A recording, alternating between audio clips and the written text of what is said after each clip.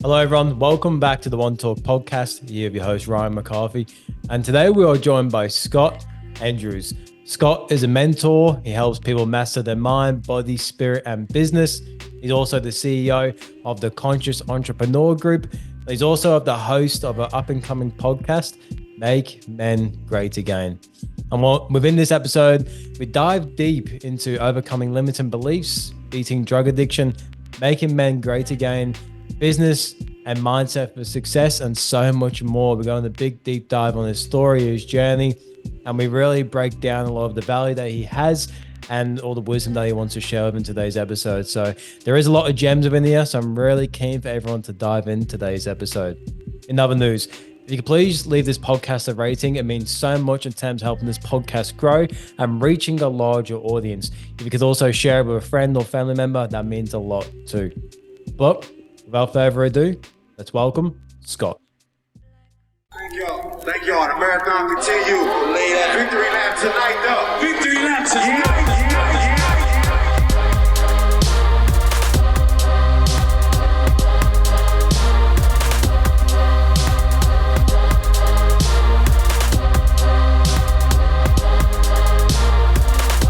Welcome to the OneTalk podcast with Ryan McCarthy. The marathon continues. That's what you were saying.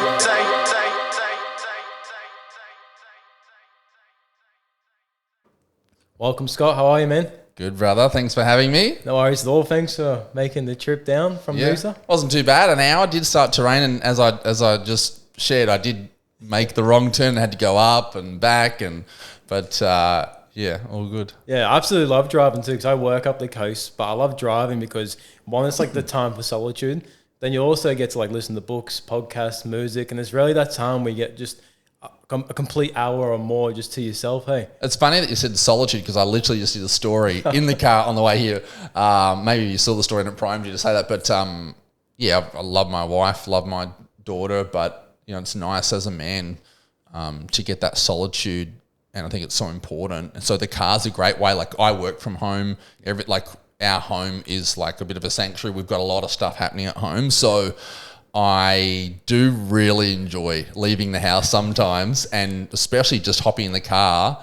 And I mean, normally it's nice up here because it's normally sun shining. So that's even better. And you start, getting the vibes going with some music. But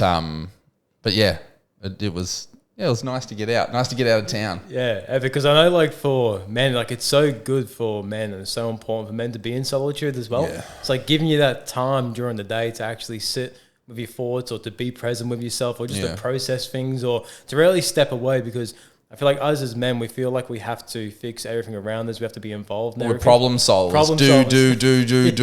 Do. Exactly. So then like having delegated time where you can be by yourself to really process things is so important. And I think even just the word be is so, like, doing is the constant, incessant things that men get stuck in, like whether that's doing stuff for the family, doing stuff for work, doing stuff for yourself to be better. Yeah. But sometimes just being, and that's what the solitude kind of gives us, in that just being moment where we're enough as we are in that moment. There's nothing that we need to do, no one that we need to be. We're just 110% ourselves.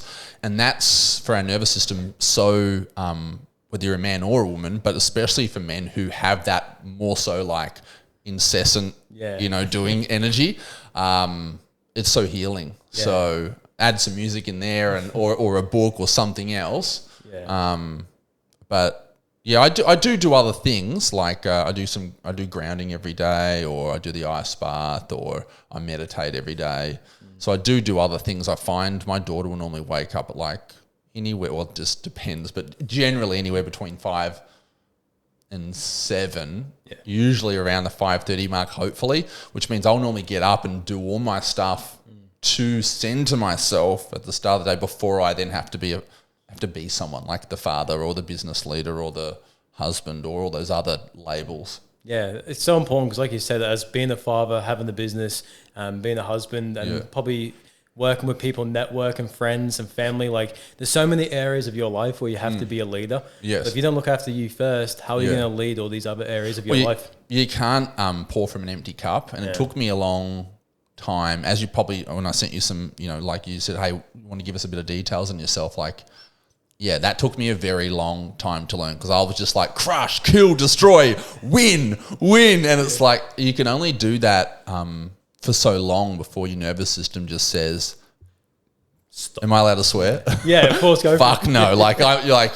We're not doing this anymore. 20, 30 fucking years of going ham, like revving the engine at 10,000 RPM. Like, dude, enough is a fuck enough. So I learned that the hard way, which is why I'm doing a lot of healing over the last kind of 12 months specifically with my nervous system and my gut health and all the things that revving the engine at 10,000 RPM and just fucking smashing your adrenal glands will not exactly thank you for after 37 years. Because a lot of men, they think to be able to overcome something or to shift through something, they have to do. They got to do more rather than just being, like you said before, like the importance of actually having the both as well, because you have to do and take the action. Yeah. You also have to sit in solitude and have the being as well. 100%. I love what you said there. And I think something I tell people a lot and remind myself a lot as well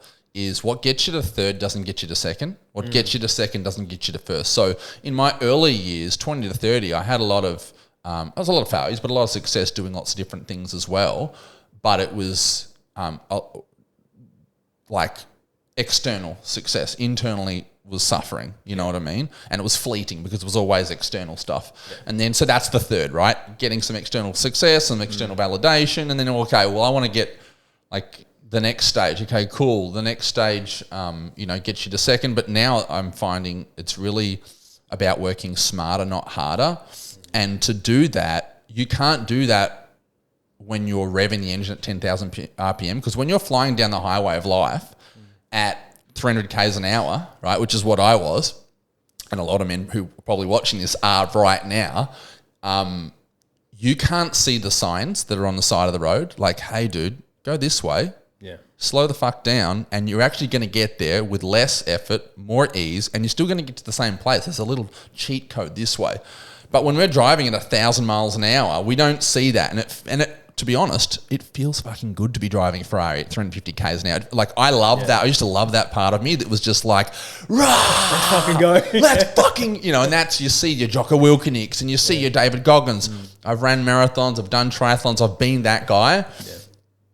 I don't really think that's, for me and for a lot of people, a sustainable, fulfilling, healthy way if you want to have health, wealth, and relationships. And that's just my personal opinion. Some might differ, but I found a lot more success, grounded success in all areas in the last, couple of years by really, and we were just talking about that Gene Keys book, by using, to understanding more of my human design, understanding my gifts, not trying to be best at everything, which is what my mind, my ego wants me to be. Like, anything that I wasn't good at, instead of just outsourcing that to other people in my team or just really focusing on my strengths, I would be constantly just trying to prove that I could do everything to myself at my own energetic expense.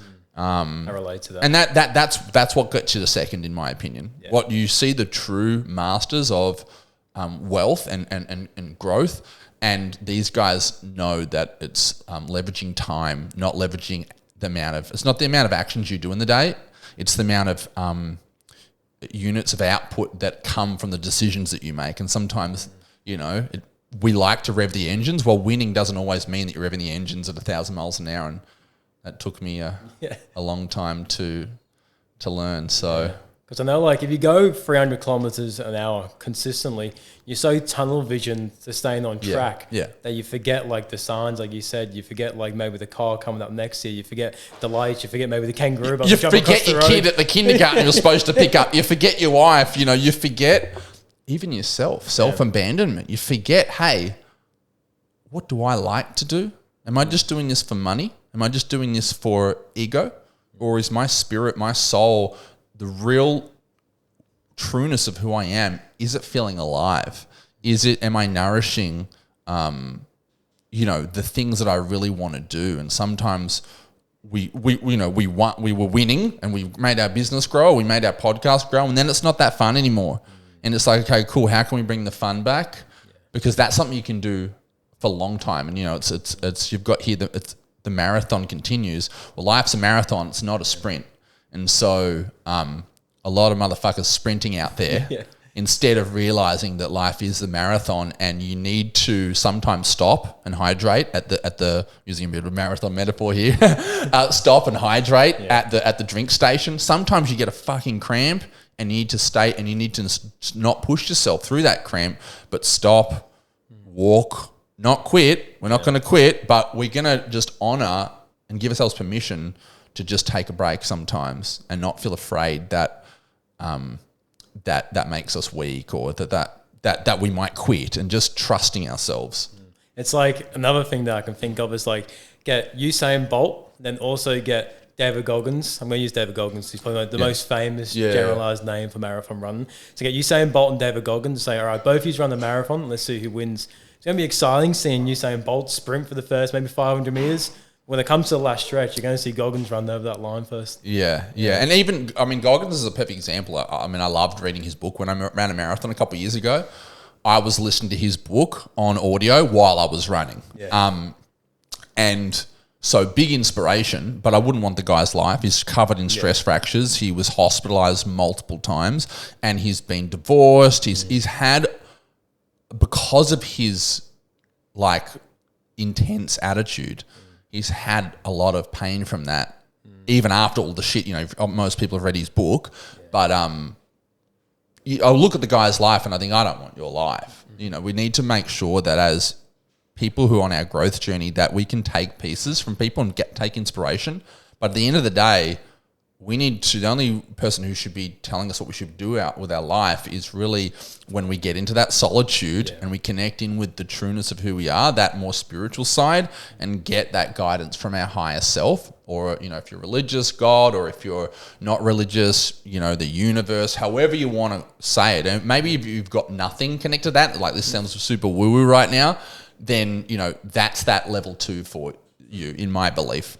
Yeah, that's the thing that goes from third to second is, not just the mind, not just the body, but also the spirit. Yeah, because I know a lot of people know the whole concept around adopting other people's beliefs. Yes. I think it goes the same with adopting other people's goals. Because when you are going 300 kilometers an hour and you get so tunnel visioned, you start taking on goals that may not even be yours. Then you may realize 6 months down the road why you're not feeling fulfilled or why this thing's draining you. And it's because you probably are adopting other people's goals as well. Yeah, and I totally. And that's exactly the point that I was trying to make before. And I think another thing people do, when I say people, I'm just literally thinking of myself a couple of years ago, is we think that we need to do A in order to get to B. So as an example, for a personal experience or personal story for myself is I was feeling not very masculine. I struggled with masculinity a lot. It was more, I probably externally did have lots of masculine traits, but I just had lots of wounds with my father, and that was what's making me feel that way. So in hindsight, but whatever, that was the experience I was having at the time, is that I didn't feel that way. And I thought I need to be more courageous. I need to do this. I need to do that. And so because I thought that would help me in the business endeavors that I was doing at the time, because I felt really anxious and really nervous and afraid. Yeah. So I thought I'm going to go out and I'm going to do some motherfucking hard shit. So I started doing triathlon and I got so obsessed with it. But that was my A in order to do B. In the end, that actually sucked up all of my time, all of my energy. And I was at the top of a mountain in, freezing my fucking balls off. My beard was frozen. I'm on a 4-hour ride. Yeah. And I literally was just about to cry at the top of this mountain thinking I've still got to ride. I think it was 2.5 hours out and 2.5 hours back. And I'm thinking I don't want to be here. Why did I think that this was a good idea?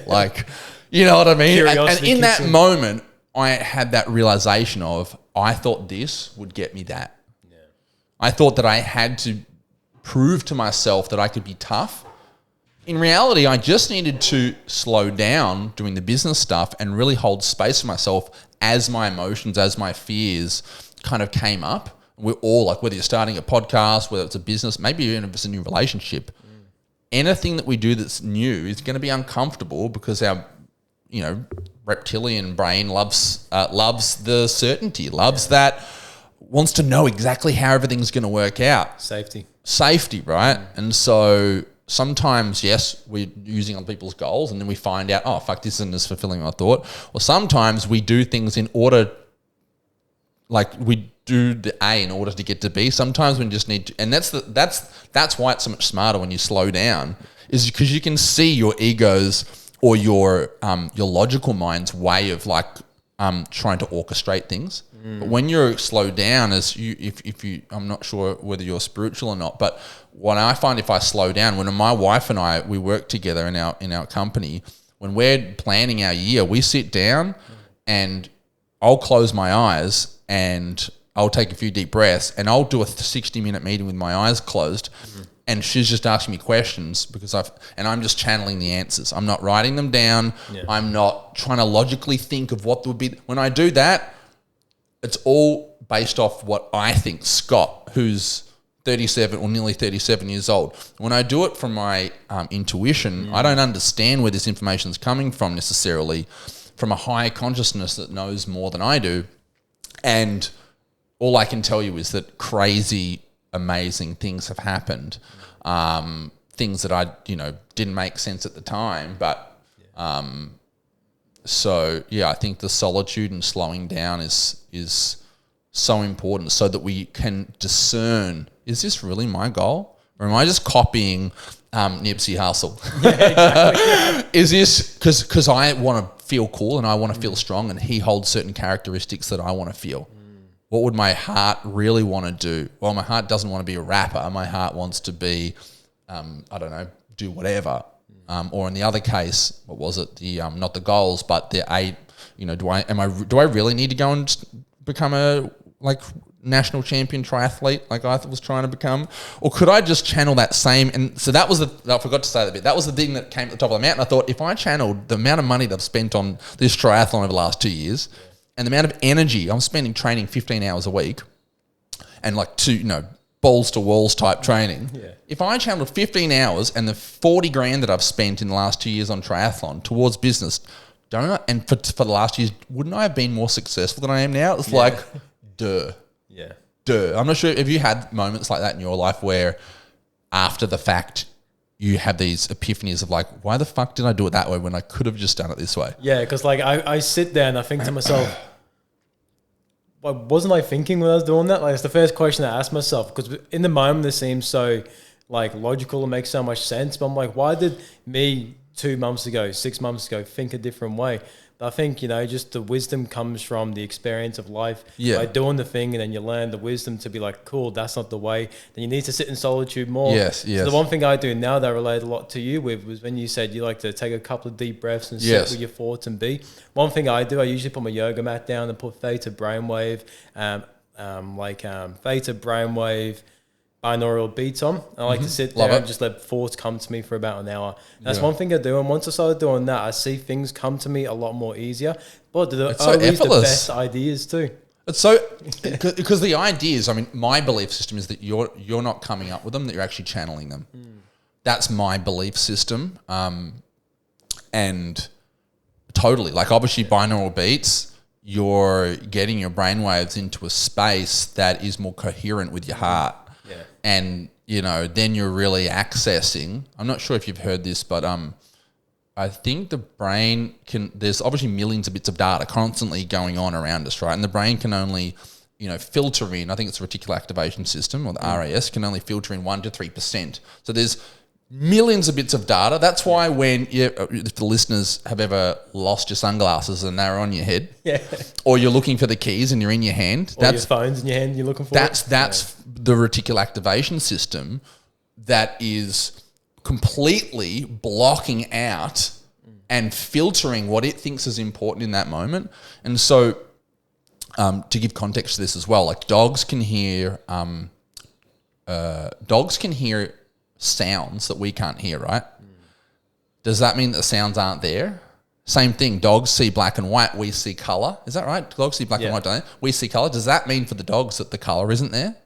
So what my belief system is, and the reason I'm giving context to that, is that when you look through the spiritual lens, there's information that we can access through out in the universe, and it's connected to everything, a higher consciousness, and that when we close our eyes, one of our five senses, and especially put some binaural beats in where we're now really getting into the right brain waves, it's so much easier to expand our consciousness from 1 to 3% to 10% to 20% to 30%. I mean, if you throw in some other plant medicines, you know, you can really blow that consciousness out the water. We can talk about that later if you want. But yeah, I mean, it's that to me that's what's at the first. Like, it's the smartest, fastest, easiest way. When I've used to build my businesses and things like that, I was so logical, and I would sit there and I would in your mind you compare and you go, well, I could do it this way, I could do it this way, I could do it this way. Whereas when you drop in, I'm sure that you're just lying there and you're surrendering, allowing the things to come to you and through you, rather than trying to figure it all out. Yeah. Figuring it all out is of the mind. Underneath the figuring it out, it's like, if I don't figure it out, there's a problem. Yeah. And so that's actually coming from a place of fear, rather than when you lie on the mat, it's coming from a place of faith. Yeah. I'm having faith that if I lie here and do fuck all and I'm just being, that information is going to come for me, through me, to me, and you obviously continue to do it because it gets results. Yeah. So for anyone who's watching this going, man, this guy's fucking rambling on about some full-on spiritual shit, and it's far away from where they're at right now, do it yourself. Try it out. Try the binaural beats. Close your eyes. Do some deep breaths. Yeah. And do it a few times. Don't just do it once and go, that's bullshit. Yeah. That's just fucking lazy, right? Do it. Don't go to the gym and you didn't get Arnie Schwarzenegger arms the first go, and this doesn't work. Yeah. It doesn't work for me. Yeah, I was about to say that I'd like to hear your perspective on how you drop into meditation, because I know a lot of people, and even myself in the past, when I first started doing meditation, I used to sit there and I used to be frustrated that I couldn't meditate. Yeah. I used to be like, for fuck's sake, this doesn't work. And I'd always give up after 5 minutes. But then once I found different practices for ways for me to drop in, one thing for me that really helped was breath work. Yeah. So if I really do a deep breathing session for maybe 2 to 10 minutes, it really helps my mind just drop into being present, allowing things to come and switching off that thinking, doing, going brain. What really helped you go from, if you ever had those moments where your brain wouldn't switch off, to then really accept and drop into a meditation? Yeah, so like most people, I mean, as you've probably noticed by me speaking the last 10 minutes, my brain works at 1,000,000 miles an hour. I'm ADHD, diagnosed more later in life. So yeah, I struggled a lot. That's why I'm so passionate about the work that I do. I was clinically depressed at 13 and was doing drugs 12, 13, 14 years old. So, to give context, when I started meditating, it was like a laser fight in my head, and just, whoa, because this is all the stuff that I've been avoiding and it's been building up. So it was uncomfortable. I struggled with it, but I started doing doing therapy when I was 14, 15. And then I was reading maybe I probably didn't do anything. I just did a shit ton of drugs from that point on till maybe 20s. And I only started really reading a couple of books in my early 20s, then about subconscious mind. But about 27 is when I started, actually the last 10 years, when I started actually doing things like meditation. So I was a little bit older than maybe some people when I started. But yeah, I mean, the reason for that is I actually was paying people, I had coaches by that stage. I started with a Tony Robbins thing, and then I actually had a meditation teacher. And so, I found it really helpful to have someone to just say, hey, my mind's racing. Is this normal? Is this? When I find if people are doing it by yourself, you kind of talk yourself out of it a little bit, thinking that maybe you're doing it wrong, and then you just don't do it. Yeah, you're looking for confirmation. And when you don't find it, you tap out. Yeah, exactly. You want to know that you're not wasting your time. So, but yeah, for me, it was uncomfortable the first few times I did it. I don't like to quit. I'm not like someone, I used to call myself the comeback kid when I was a kid. I played a lot of sports. So, I would just sit there and do it. Of course, I avoided it. I would stop a month and then do it again. But then I always had such a massive vision and passion for business. Yeah. I worked for myself on and off or pretty much the whole time since about 17. About 20, 21. So I had tons of anxiety and tons of stress because my financial situation was up and down and all around. So yeah, meditation, I didn't do it just because I wanted to I just want to expand my consciousness. Like I did it because I'm like, I'm dying, I'm drowning, like I'm suffering. And if I can't do these dials today to make sales, if I don't do something from my mind. Yeah. But to answer your question, it wasn't easy, but I just stuck with it. I got off it. I fell off a few times, got back on. But it wasn't until I had like a teacher that helped me, and that's when I really kind of started to dial it in and make it like a habit. Yeah, it really does help when you're not doing it by yourself, because what really helped me was going to like events and retreats. Yeah. And by doing that, would then enable me to do it by myself as well. So doing it around other people, having a mentor is so important. Yeah. I'd like to, if you don't mind, I'd like to touch a bit back on your past a bit. Yes. Because I feel like I relate to a lot. I didn't know about the drug addiction part because myself, I got addicted to drugs at age 11. Yeah. Now I saw that you also got kicked out of school. I also got kicked out of school. Yeah. So I think we may be able to share some experience and wisdom here for people who may have something similar in their life. Yeah. But could you just talk to me a bit about those times, about when you first got addicted to drugs or when you started using more so, and like what was the challenges that you're facing, and then what was the journey going through that? Yeah, so great question. So I just struggled to understand people. I haven't been diagnosed, but I'm pretty confident I'm high functioning autism as well. So that usually creates a lot of separateness and a lot of like really being stuck in your head. And not really knowing social cues, and like I really just had no fucking idea how. Like I felt so different. Like it was just like I knew that I was different. Yeah. And that felt really uncomfortable. And so I tried all of these different things to like be cool and be accepted and things like that. And in high school, I got was suicidal, like, kind of clinically depressed, not coping very well. And I just basically found a whole bunch of other misfits to kind of hang out with. I was like in this gang. We were like, my friends were like stealing cars, robbing houses.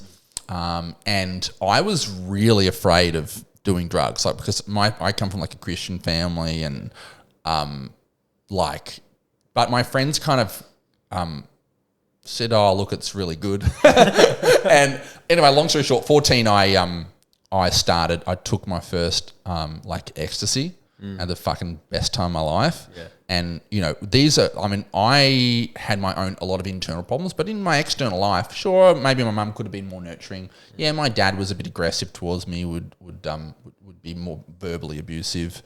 Yeah. But he never bashed me. Like my friends at the time, they had gone through tragic things like parents dying, suicides,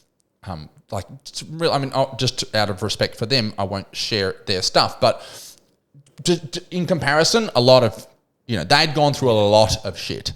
And so you've got all of these misfits. You throw ecstasy in there, which they're now using MDMA to help with marriages and with therapy, because it allows you to drop out of your head chemically, but drop out of your head and open up your heart and have deep intimacy and connection. So you've got these rough, tough guys that are, I wasn't the type of person that was violent, but, some violent people as well. Getting on ecstasy, we were hugging each other.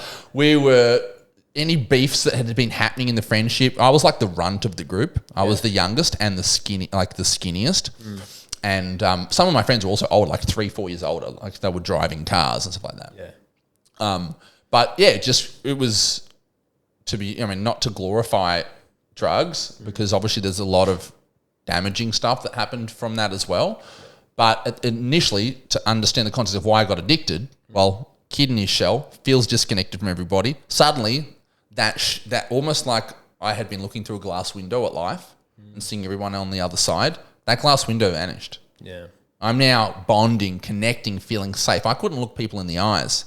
And and we're all connecting, and they're apologizing for being arseholes to me sometimes. There was 2 guys, that were a bit, they were kind of apparently trying to push me to get out of my shell. Yeah. But that meant basically just, shaming me in front of the other guys, essentially. But then, then the ecstasy turned into ice and speed. Back before ice was like a known fucking crazy drug. At 15, I started doing ice, and we were selling my guitar and going to cash converters. But yeah, that journey from 14 to kind of, I guess when I was properly, like that went from like every weekend to then when I was probably, I think about 18, I was dealing. That was like my, work and business at the time. My first big business. I had a business partner. I had a bunch of employees, and that's what I was doing full time for a while there, with a bit of a cover job working as a concreter a couple of days here and there. But I was doing it every day then, smoking speed, doing like fucking 10, 20 pills on the weekend, quarter of coke, like really going ham on it, doing steroids.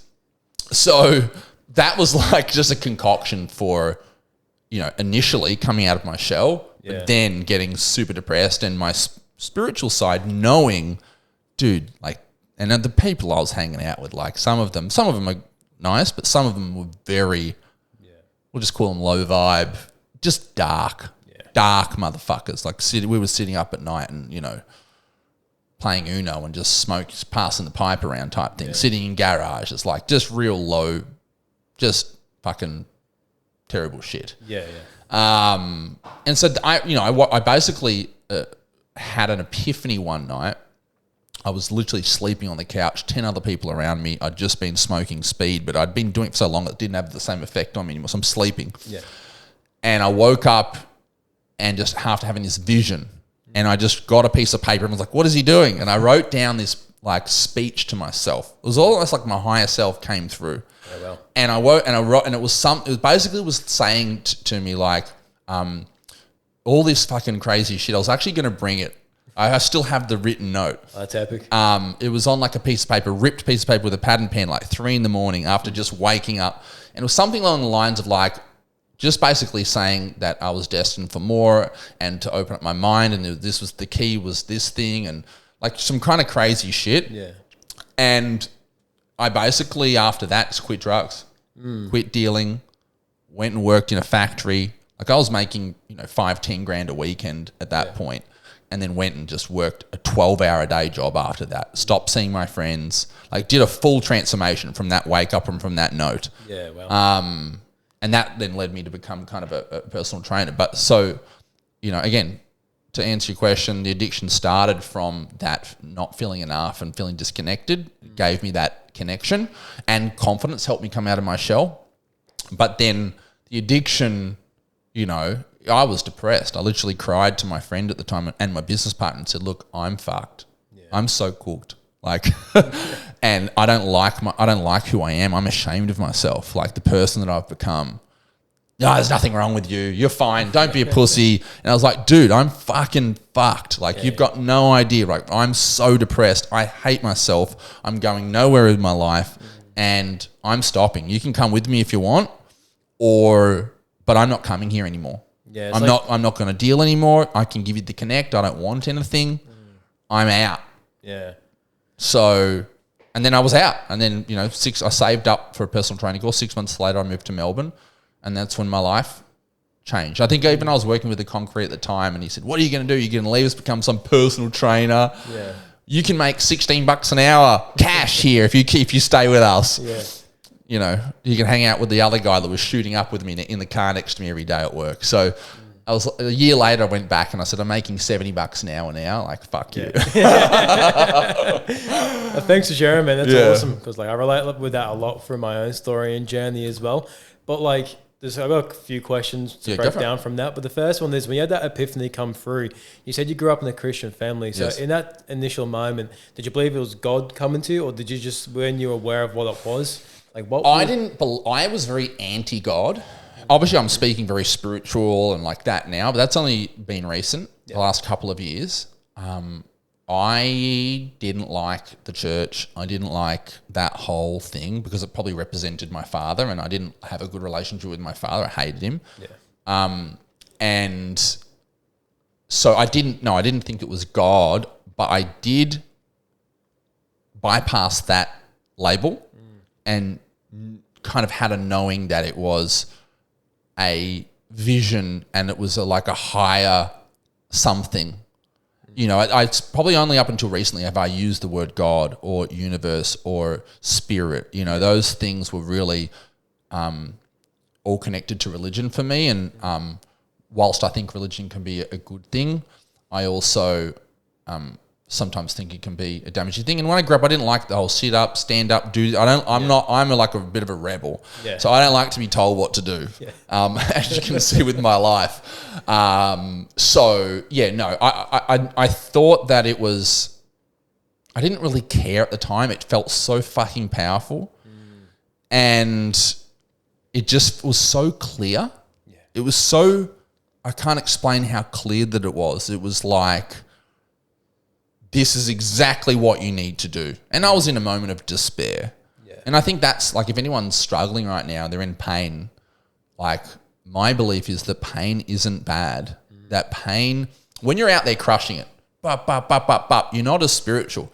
You don't feel like you need it. Even if you're not religious or not spiritual, when do you fucking pray? When you're like, I swear God, I swear I'll never do drugs again. You just make sure I don't go to jail or hey, like, you know, anytime there's anything wrong. So pain is not here to hurt us. It's here to help us. The pain of me being depressed made me open to receiving that download. And I think that's what pain's purpose is. It's when we're out of alignment of who we're supposed to be and what we're supposed to do. Pain makes us get out of our head, come back into our heart where we're more open to those, that high consciousness. And because at that point we're like, I'm open to anything right now. Yeah. Just get me out of this pain. And that's where people, you hear about people who have hit rock bottom like I did at that point, and then they just change their life overnight because it's like, you're ready. Yeah, that's what happened to me. But before I get into that, one thing I want to talk about, especially around the pain thing and how it has a purpose, what I do is pain plus reflection equals progress. That's what I feel like. So if I feel pain in my life, if I feel pain in some certain area or maybe around some certain experience, I'm like, cool, I need to reflect on why that happened, how it happened, and just really observe the situation or the feeling in itself. And I feel like progress comes from that, really reflecting on the pain. 100%. Yeah. And it took me a long time to realize that because I'd felt so much pain when I was younger. I just did not like. I was one of those people that was hyper positive. Yeah. I just turned a blind eye to anything that was negative. And now as I've become kind of more wise and more grounded in myself, I'm like, I can hold space for pain. I can hold space for darkness. I can hold space for that and realize, that there sometimes is a purpose to this, and there's duality to everything. There's night and there's day, and there's pain and there's pleasure, and if you want to really expand in your life, I think you need to be open to the full experience of life as a human or as a spirit who's having a human experience. Otherwise, we block ourselves from certain expansion and growth because, growing your business does sometimes mean some pain. It means letting go of the old self sometimes. Getting married or having a child does mean some pain. But in that pain, it invites us to grow. And that's what I think life is all about. It's about, in your word, progression. And pain can be a fantastic way to realign us to what our deepest values are when our ego and our mind has been revving the engines and taking us to where it thinks that we need to go in order to feel loved, in order to feel like enough, based off our past traumas or based off the idols that we see, and we think, if I have what they have, then I'll be able to maybe feel what I think that they're feeling. Yeah. What do you feel like overcoming those challenges, overcoming drug addiction and taking the next steps in life? Like, what were some of the key maybe characteristics that you took from that lifestyle that really support you in what you do today? I know for me, it's resilience. So overcoming drug addiction and sticking to my word and continuing with that and staying consistent with the path I want to be on. I built a lot of resilience from that. And now that's something that I do reflect on in times where there is pain. I'm like, cool, I know I've got this resilience from what I've overcame in the past and the person that I had to be to overcome those challenges. So I definitely still have that within me. So that really helps me in moments where I feel like I need to reflect on. What characteristics do you feel like you can reflect on that really help you today? It's funny you say that because the first one that came up might not be something that you or the listeners will think that I'm going to say, but it's actually compassion. Yeah, well. I've been a major fuck up, and now I feel like I live a pretty extraordinary life, full of love, full of just everything that I could, better than I could possibly dream. But I've also been like that guy, that complete fuck up that the family is just like, what are we going to do with this motherfucker? Like I've done terrible things. And what that's given me as a character trait is, and that's why I'm on the mission that I'm on, because I feel like I can like be a bridge for those people as well. Because I've been the guy that was terrible with women. I've been the guy that's been an alcoholic, a drug addict. I've been the guy that's everything that every man that's out there that's doing something right now that knows he shouldn't be doing, I've probably done it. So like compassion for the fact that that's to not label people for their situation, but to see it as a part of them rather than them, if that makes sense. So for me, completely. I've always been a beautiful person, even when I was an arsehole. I've always meant well, even when I was a cunt. Yeah. I've been arrogant. I've been everything under the sun. But that's what I was being on the outside based off the wounds that I had on the inside. And so I have compassion and I've forgiven myself for those things. And that really enables me to, when I was running my coaching programs, which I've paused at the moment to really go all in on the podcast. But obviously that's the Make Men Great Again movement, is realizing that all the people out there that are saying men are toxic or men are this or men are that, you have no fucking idea what men are. You have no fucking idea. If you knew how beautiful that most men are, if you knew how a man would fight for a woman, if you knew what was in a man's heart, you wouldn't treat him like that. You wouldn't speak to him like that. You would nurture the goodness that's inside him, not judge him, not label him. Because when someone labels me, you know what I'm going to do? Fuck you. You think I'm an asshole? And I'm not saying that's good. But what I'm saying is, instead of judging what a man is, understand what a man is.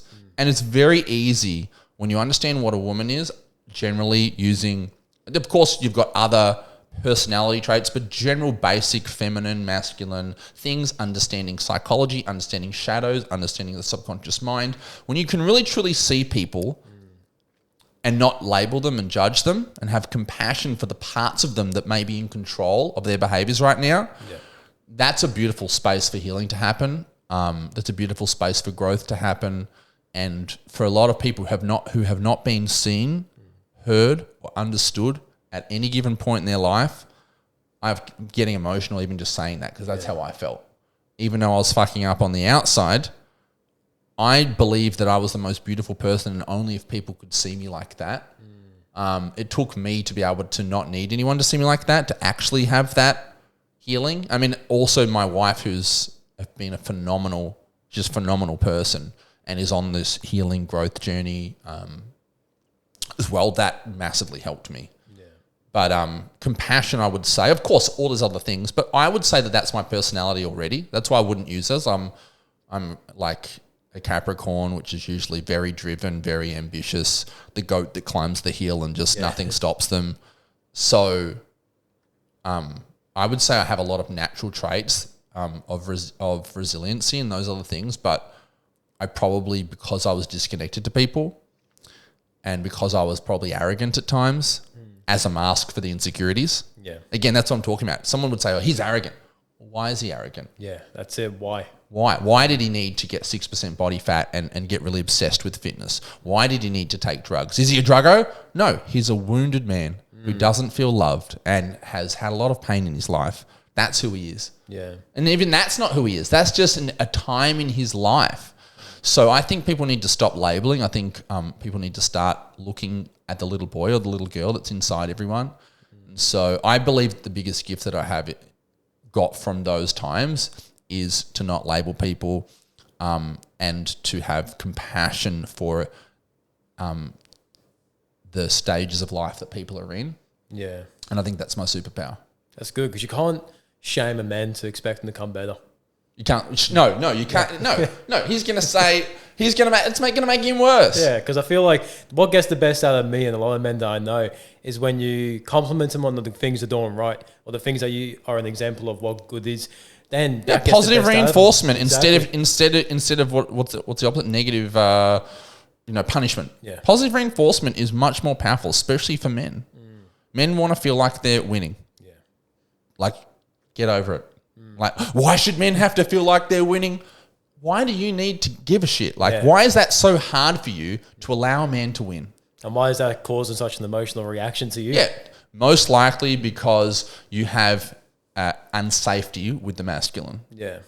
And that comes back to that person's father wounds or what their mother told them or da-da-da-da-da. Like, people need to take responsibility for the projections that they put on other people.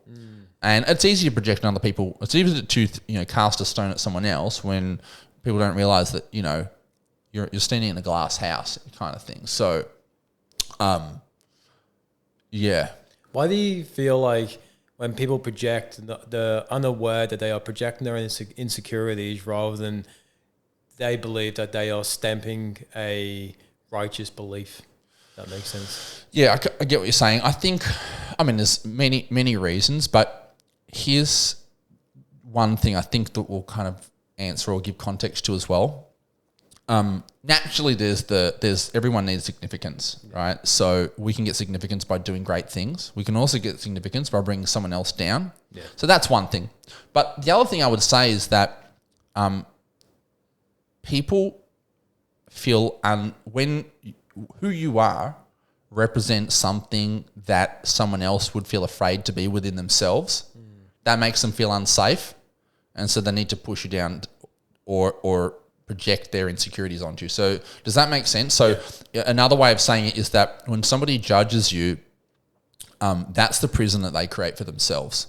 It gives them the significance that they're looking for. It does give them a significance because also there's all these societal ways. People are really politically correct, and there's all the tribal mentality that if you're different, then that's what gets you kicked out of the tribe. But if you don't want to be different, like I want to be different to most population. Most people are overweight, most people are broke, most people are unhappy. So I'm okay to take that you're different name now. I think it was Alex Amosi who said that. So I won't claim it myself, but shout out to Alex. But yeah, I think for most people, it's so uncomfortable to see, if you're in a good place and they're projecting on top of you, it's to bring you down. Yeah. If you're in a bad place, it's, because they don't feel safe usually. So, and really what makes people feel safe is just whatever normalcy is. Yeah. Because, from a primal perspective, normal equals safe. Standing out equals that you could get attacked or you could get, everyone's trying to blend in. Unfortunately, blending in with the way that society is, and we won't go into a full-on, conspiracy theory, Matrix-style conversation, but, unfortunately, when a lot of society is a certain way, and that way is a lot of them aren't really being fulfilled, that creates really toxic thing for anyone else who's different or trying to make something good of themselves, especially in Australia. Tall poppy syndrome. People talk online, have you heard about these Australians? They've got this tall poppy thing. Yeah. I'd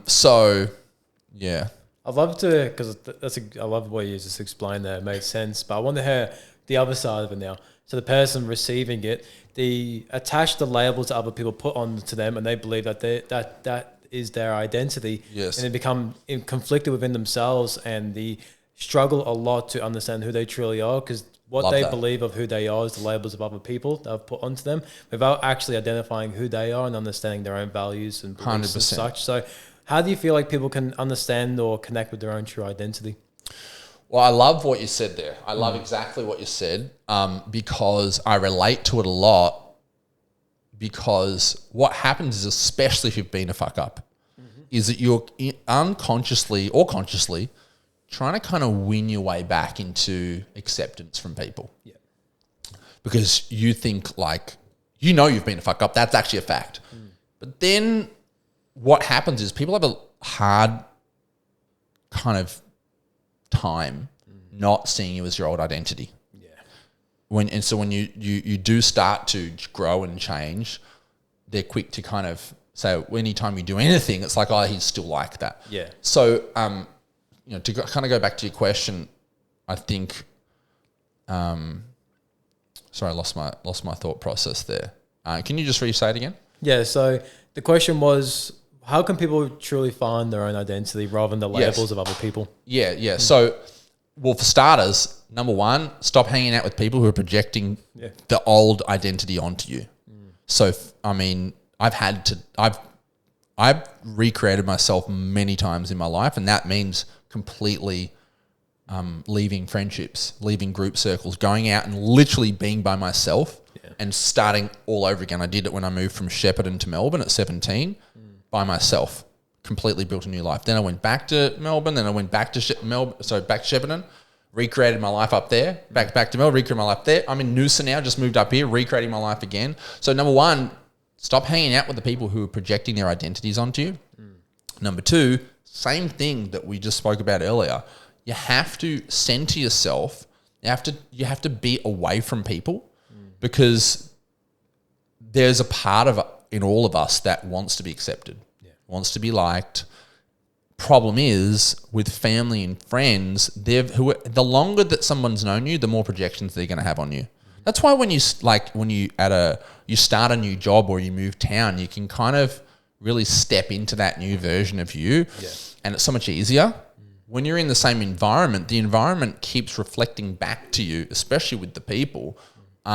And because until you actually find that centeredness, knowing of who you are, which you can only find through connecting with your spirit, which through whether it's breath work, whether it's ayahuasca, whether it's going out in the jungle for fucking 10 days and just hiking, you need to get away from everyone else's energy, everyone else's projections, the looks that they give you, the way that they speak to you. It all tells a story to your nervous system, to your heart, to your mind, that paints a picture that then you wear that mask thinking that's who you are. When you go and you lie down and listen to binaural beats, you go and do breath work, you might have a fleeting, like I did when I woke up from that thing and got that sign. That was a moment of remembering who I truly was and remembering that this is not me.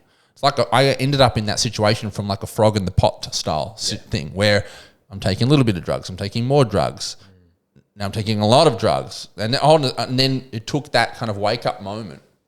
So, I think being away from people, getting space to explore and understand who you are, definitely working with a coach, reading books, things like this, because if you can afford a coach, great. And when I say afford, I don't mean that you bought a new Range Rover and you don't have any money. I mean that if you have to get a loan, get a loan. I've spent hundreds of thousands of dollars when I didn't have it on working with coaches, and it's transformed my life, right? And I've had people work with me who've gone and take out loans. I don't think you should like make stupid decisions, but the best thing you can ever do is invest in yourself. Like there's no way to lose, because you're going to be the one in the relationships. You're going to be the one in the business. You're the common denominator in every freaking area of your life. You wake up with your thoughts, you walk around with your thoughts, you sleep with your thoughts and your feelings. You're the one that's constantly in your own skin.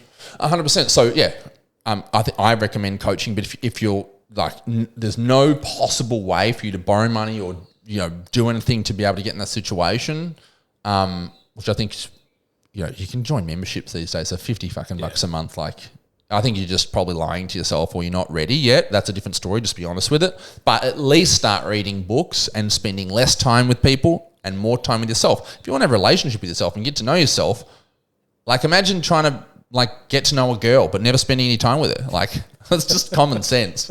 Like you're going to have to spend some more time with yourself. Yeah. And for that version of you, that inner part of you to feel loved by you, well, you're going to have to start to do some nice things for it. Yeah, and you got to spend time with yourself, non-distracted. Yeah, you got to.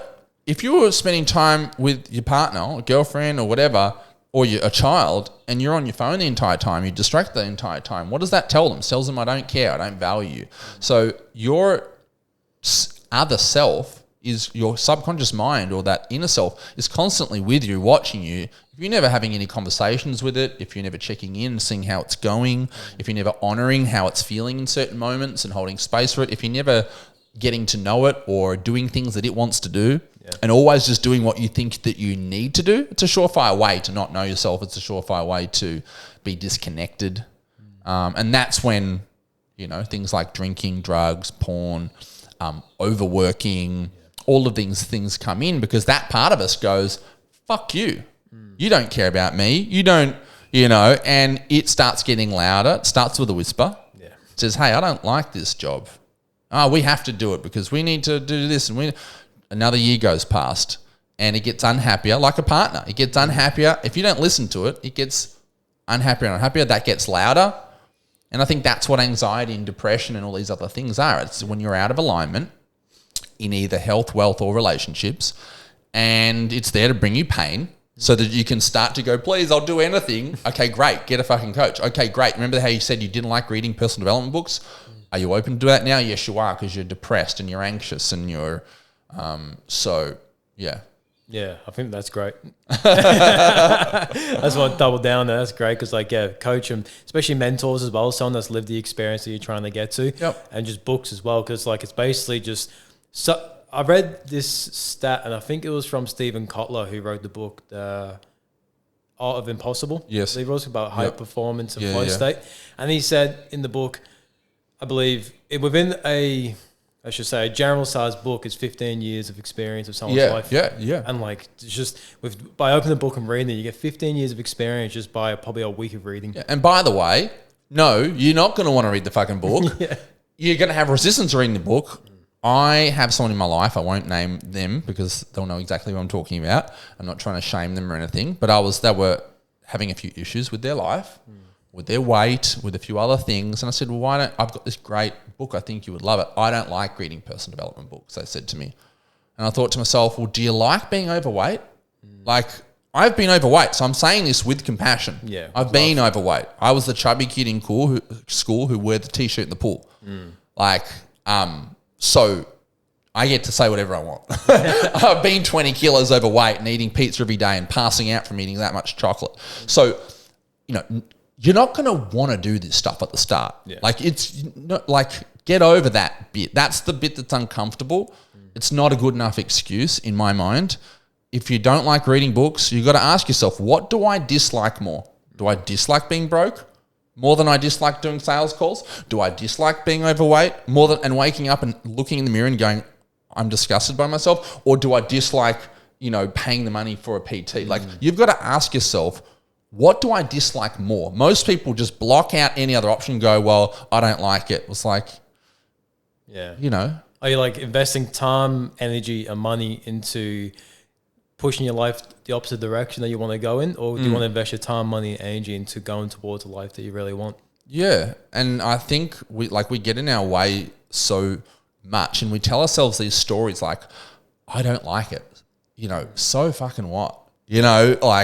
Yes, sometimes it goes back to the theme of this, which is really connecting into your gut rather than your head. That's a head answer. Yeah. I don't like it. It's if that person closed their eyes, this is what I would do with my clients. I even did it with somebody recently, in my team actually. I was on a call with a staff member, and I would just say, whenever I'm having a head conversation with someone, I realize I go, close your eyes. Yeah. Close your eyes. Middle of the sentence. I know it might feel startling for some people sometimes, but I know nothing is good is going to come from this conversation right now. I'm talking head to head. I'm going to be battling this person and nothing's good's going to come of it, and we're just going to argue. So instead I'll say, stop. We'll close our eyes, take some breaths in. I'll take them down into their gut. We'll find some space. They'll let me know when they're there, and then I'll ask, and then that part of you will say a completely different thing. It'll say, okay, sometimes it'll tell you to do things, to stop doing things, even if you're enjoying them. And sometimes it'll make you do things that, not make you, but it'll tell you that you should be doing things that you don't want to do. Yeah. And I did lots of mindset in my life. I did lots of, fitness stuff. Like used to be a model. I've walked on runways in my nothing but like shorts. Like I've been ripped. I've done the fitness and the mindset, but I didn't until I got this spiritual stuff the last couple of years. That's when my life really changed, because instead of me being stuck in my head all the time, should I do something? Shouldn't I do something? Blah, blah, blah, blah, blah.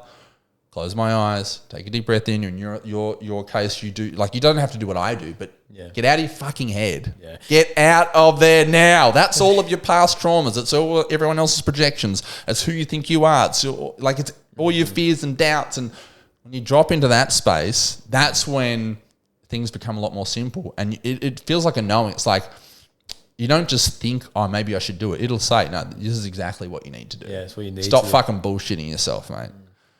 So, yeah. Because before every podcast, that's exactly what I do. I do breath work. I have like my own little OneTalk ritual. I probably should have done it with you before we jumped into the episode. We can do it after. Yeah, we can do it now. Yeah, we can do it now. What it is, it's like 40 deep connected breaths in and out the mouth. And it comes in with a 40-second hold. Then it's like a deep exhale and then a little breathing exercise at the end. What it really does, it does exactly what you just said. It helps me get into my heart and into my intuition and really just connect with my body. Yeah. So when I get into a podcast, like, it's just more of a flow state. It's more flow. Rather than being caught up in my head, like, what about when he said this? What about this question? What about this? I've got to get this right. Exactly. I know that exact thing. I did an ice bath this morning. I would normally ground and do a meditation as well, but I didn't. I had to look after my daughter for a little bit, but yeah, totally. Like, I think that's the missing piece, and peace meaning also PEACE. It's the missing piece, that spiritual side, and I think with that, it doesn't matter what, that's your inner coach rather than being your inner critic. Yeah. I couldn't imagine living life without that inner guidance now, because everything's just so much easier. Yeah. Everything feels more natural, do you think? So much more natural and authentic. Yeah. And I still get in my head sometimes. Like, even this morning, I was like, oh, I noticed myself thinking about wanting to have a good podcast. And thinking, oh, maybe I'm a little bit tired. And worrying that I might be a little bit tired so that I wouldn't give the best performance or whatever. And I was like, witness that. That's not helpful. It doesn't matter. And then when I was in the car driving, I literally do it's not a prayer, but it's kind of like a prayer, where I literally ask myself, say, high consciousness, let me be a vessel for today's podcast to share, the wisdom and truth and just authentic whatever. And, use my voice to help whatever people. And it's just kind of having that conversation with that part of myself and saying, I give you permission to just talk through me rather than me needing to, and whatever happens. Yeah. I am the vessel. Yeah. And I just trust that whatever happens, even if it might not be what my mind thinks will make me look the best and say all the best stuff. And it's like, this is what is the highest good for all. And I get out of my own ego of what I think about what I think I want the podcast to look like, or what I think I want myself to look like, and just trust that whatever happens when I'm in this space is the best possible way, best possible outcome for everyone. You just took the words out of my mouth, because I was literally about to say, you just got to trust who you're going to be in that exact moment. Yeah. That's going to and be trust and trust that you're enough. Yeah. You don't need to be like anything else. Like, the enoughness, when you're being authentic, that's, what do they say? 72% of communication is nonverbal, right? So we're talking blah, blah, blah, blah with our mouths. That's the verbal part. But our energy, our connection, that vibration is what other people are going to feel when they're relaxing on their couch watching YouTube or in their car. They're going to feel that vibe, and that's going to make their nervous system feel a certain way. And whether they know it or not, they're going to feel fucking good. Yeah. Because we feel good. Because we're not trying to impress each other or do anything. We're just fucking jamming out. Having fun and relating on, I didn't know you did that. Oh, wow, that's so interesting. And we've never, for everyone who's watching, we've never met before. We just had 2 DMs on Instagram, and then, here we are, 2 blokes talking about spirituality. Chopping it up. chopping it up, exactly. So, I just, love it. I fucking love it. Yeah, because I want to transition now into your podcast and what you do, because like talking about everything that we've talked about and all the experience that you've had, especially for your own trials and tribulations, but also in like a professional sense as well, business, entrepreneur, mindset. I'd love to hear like what is your podcast and the mission behind it. Yeah, like, so for me, I'm like a podcast geek, so I love it. Yeah, well, I'm fast becoming a podcast geek. So the podcast is called the Make Men Great Again podcast. Obviously, the name is specifically there to be a little bit controversial and polarizing, because I've got a very fucking clear mission, and I've done enough healing work on myself where I don't need to be accepted anymore. I can be a trailblazer. I can really stand by my values and my things without feeling afraid. Now, it took a lot of work. I spent the entire last year working with a coach. I was paying $1,700 per hour to work with.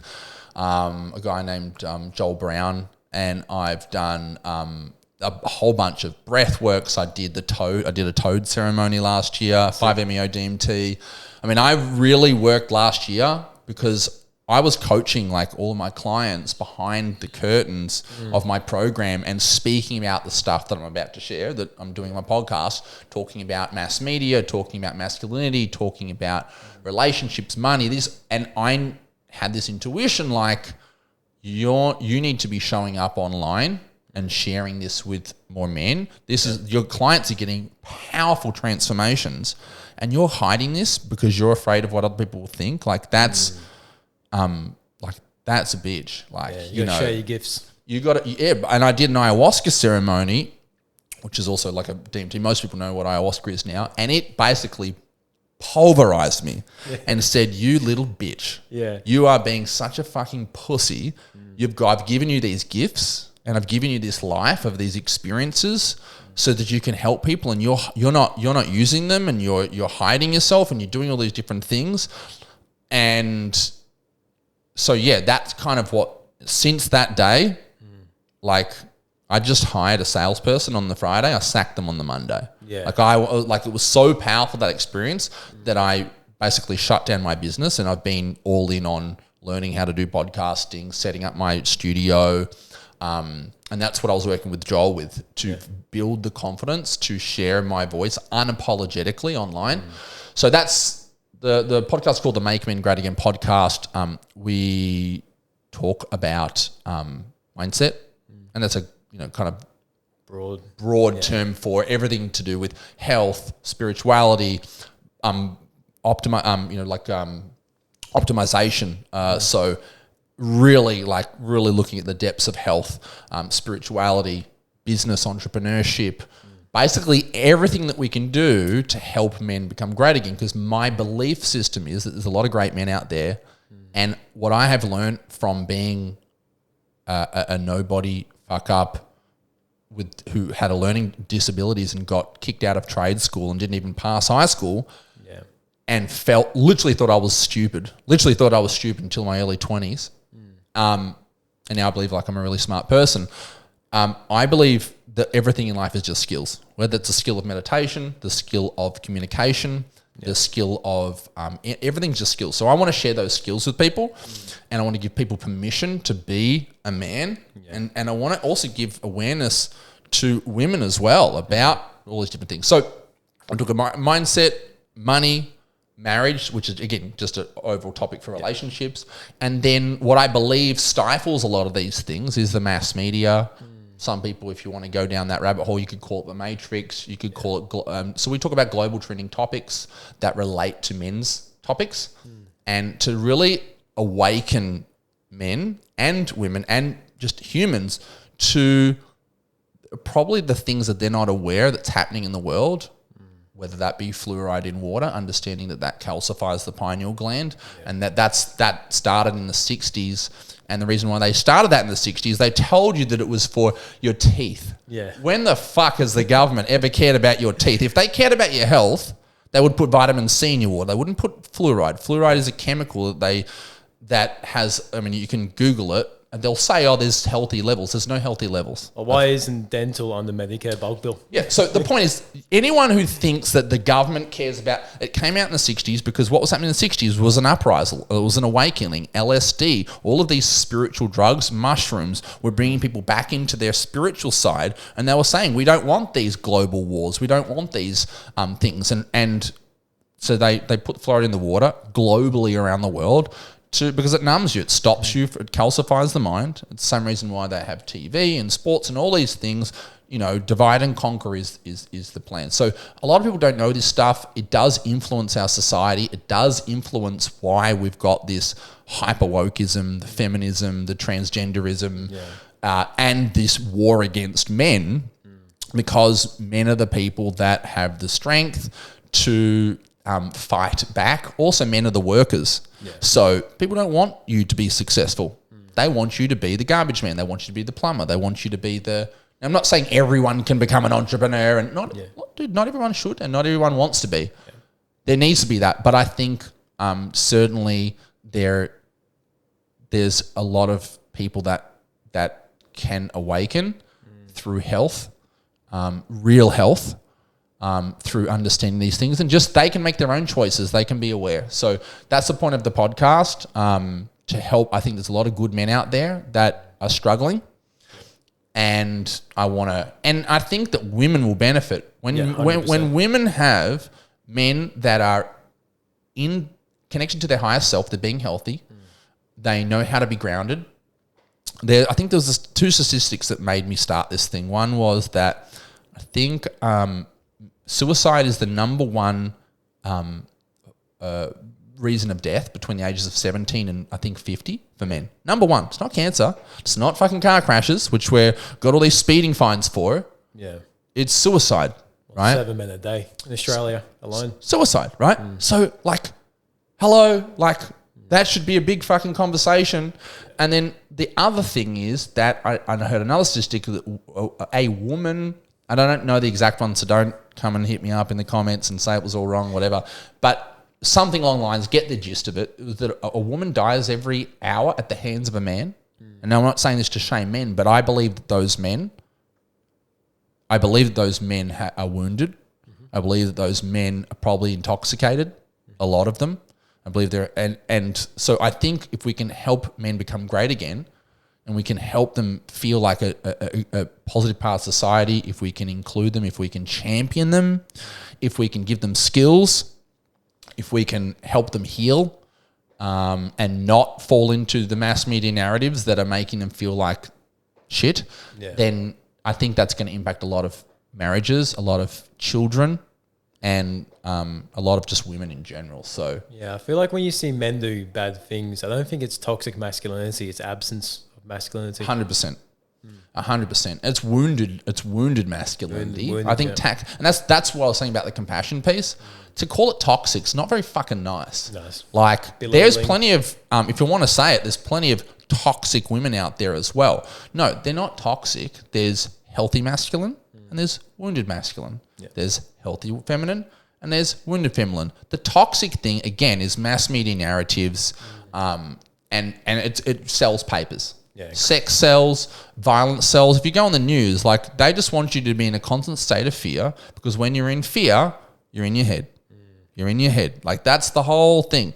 And so when you start to see this stuff, and the more you start to awaken and connect into truth, you can start to see things more clearly, what you should be doing, what your family should be doing.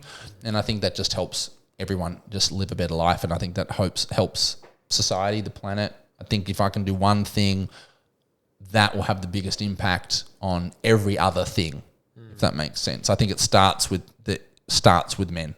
I'm keen to check the podcast out. Yeah. So it'll launch in about a month. I've recorded about 10 episodes. Wicked. Maybe 12, but I'm just getting them edited. I've got a video editor. It took me a while to find someone that I really liked. And but yeah, I've been thinking it was going to come out ages ago, but look, a lot of guests that have waited patiently. But yeah, it's exciting. So it's all coming together now. Yeah, I'm keen as, brother. And before we finish up, I want to hear more about the work that you do, and also how people can get in contact with you to reach out and potentially work with you or collab with you. Yeah. So work-wise, I was running a program called Unstoppable Entrepreneur, which was a program for men to help them grow their business, but also grow, part of doing that was the person who's growing the business, they have to grow as well. Usually we're capped, our income is capped by our character and our, capacity to grow. So that's what I've been doing the last kind of 5 years. Had some amazing results. People have, double, triple, quadrupled their business, but also saved their marriage. People who were suicidal, who are now living and happy. So absolutely love doing that, but I could help about, say, 20 people a year doing that. Yeah. And so I've actually chosen to, as a part of this ayahuasca ceremony I did, to actually pause that for a while. I'm working with just one client because he was still under contract. Yep. So I've got a few months left with him, but I haven't been taking on any new clients for the last about 6 months.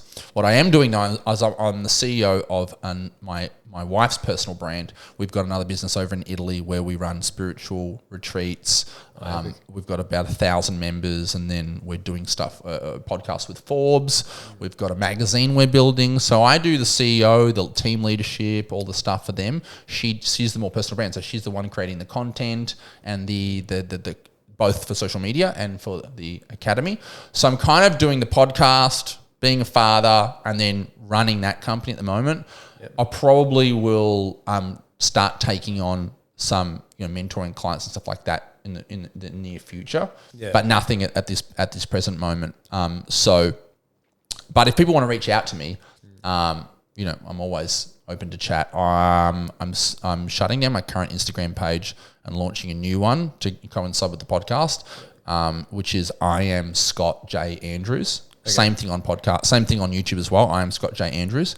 So if people want to reach out, I'll be sharing the podcast reels, and there'll be other links for people to either go on a wait list for when I do open up mentorship again. And I will be doing things like retreats and other events, but just not at the moment. Perfect. I'll make sure I'll link in the new accounts. Yes. Yeah. So I'll chuck all that in the bio. But thanks for coming on today, bro. My pleasure. It's been an absolute gem. Yeah. Loved it. Thank you.